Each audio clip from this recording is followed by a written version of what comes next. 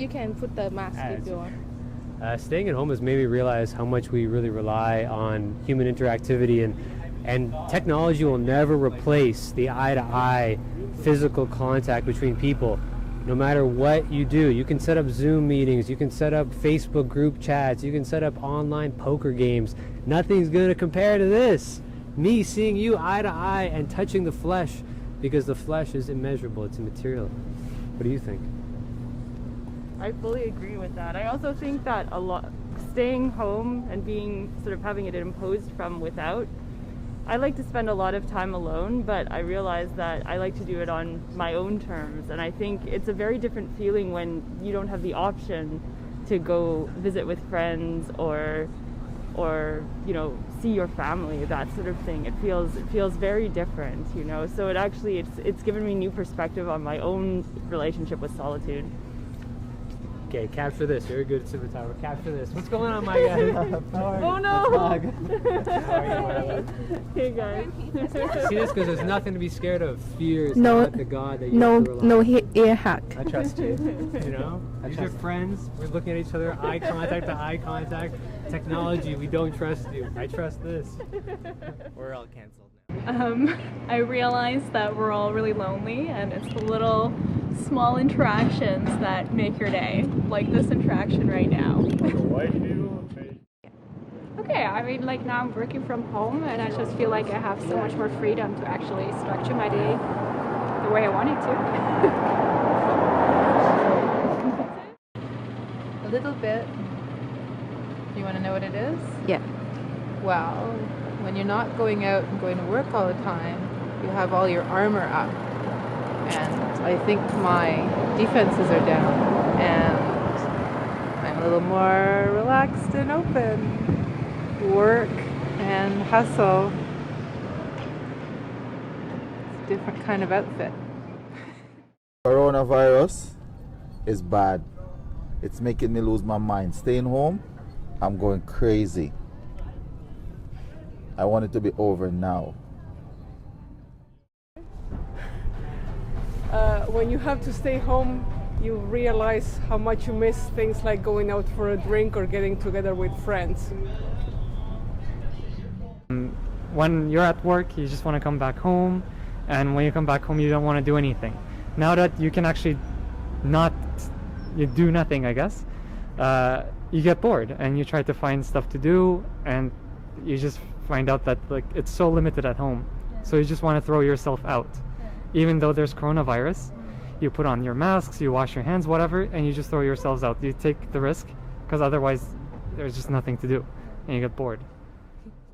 Something big like this happens, I think it just blows up at the moment. It's serious, of course it blows up, but after it passes, a year passes, 2 years passes, people forget about it, because there's new problems, other elections, other diseases, other political problems. People forget. It's normal, I think.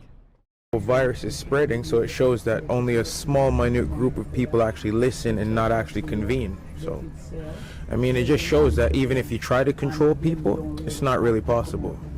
And people have to be willing to cooperate.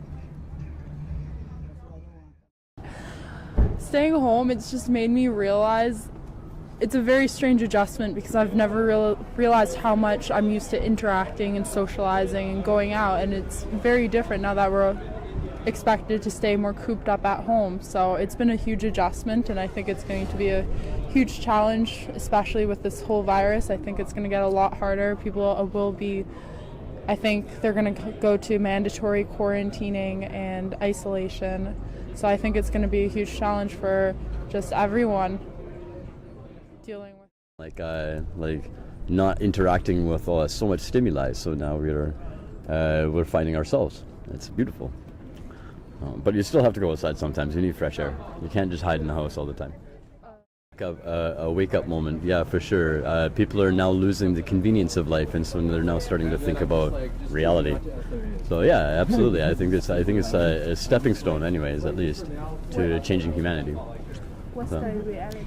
The reality is that we're living on a precarious edge, and it can end all very, very easily, right? So, yeah, we're dancing on a razor blade. But it's a beautiful dance.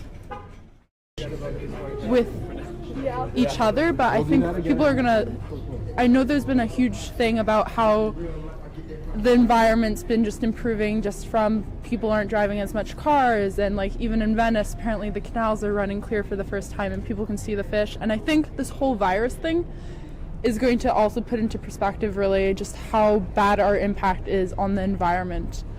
I think that's going to be the biggest change that we're going to get out of this, not so much amongst each other, but human relationship with the ecosystem.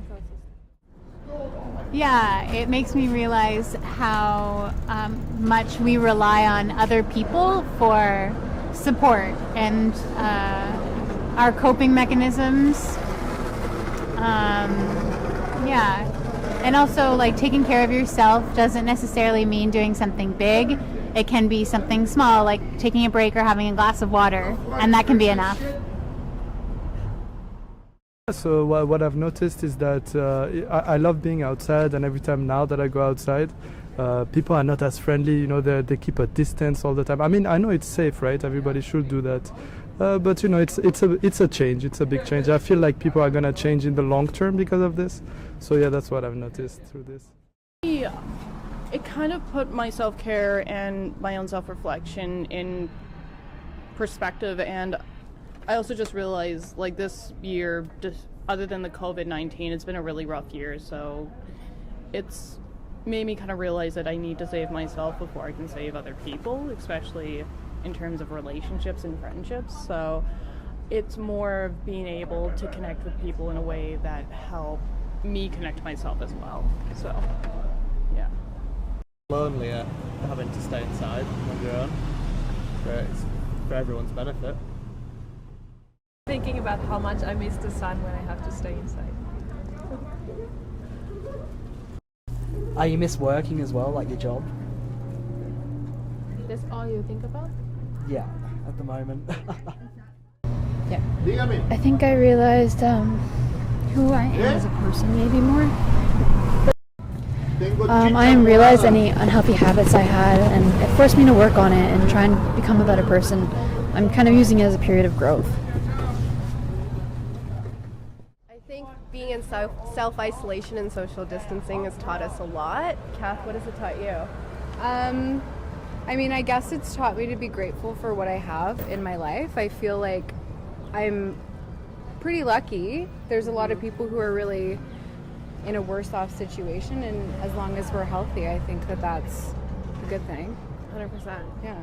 I think I've just realized how important it is to take life as easy as possible. I think maybe before we took it a little too seriously and maybe spread ourselves a little too thin, and this downtime that's forced on us has allowed us to kind of pause for a moment and take some time to ourselves, which is always important. So yeah.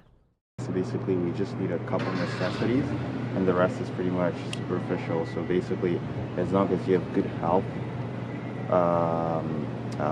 and then a roof on top of your head and that food, I think that's all you need, and the rest is like superficial.